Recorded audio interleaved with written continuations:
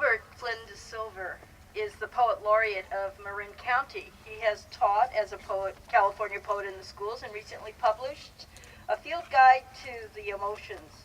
Working with artist Todd Pickering, DeSilver created the Poetry Chair, a 100-pound armchair made out of poetry books, which he sometimes brings to readings, but I think it would have been tough to carry it up the hill right after. Thank you. What an amazing honor to be here with Maxine and Daryl and Nellie and these amazing student poets. How about another round of applause? Yeah.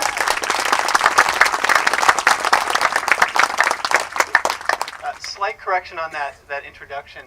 I am just past my laurels onto Lynn Follett, who's the current Poet Laureate of Marin County. And I'm just finishing up my 2 years as Poet Laureate.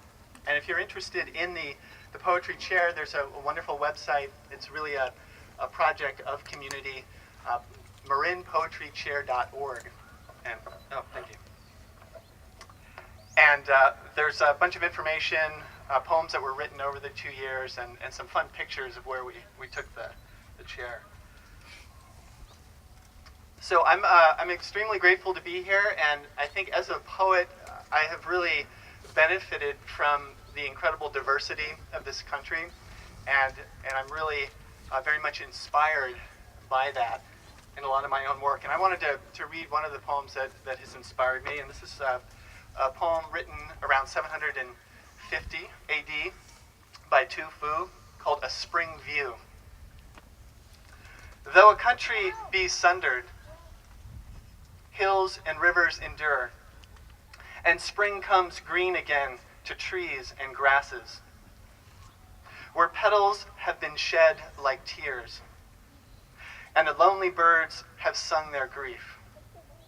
After the war fires of 3 months, one message from home is worth a ton of gold.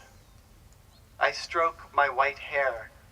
It has grown too thin to hold the hairpins anymore. And here's one of mine called Freedom.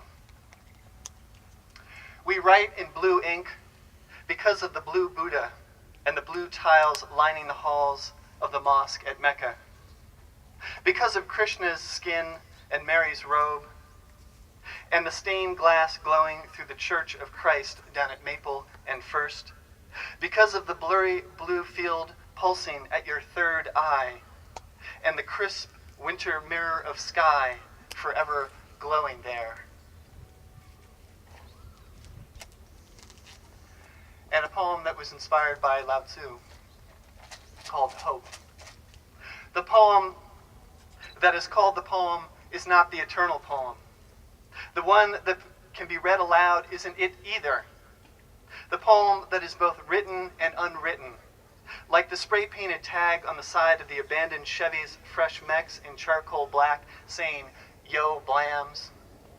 The poem is the origins of abandonment and that scattered bag of diapers on the side of the freeway. The freeway, the poem.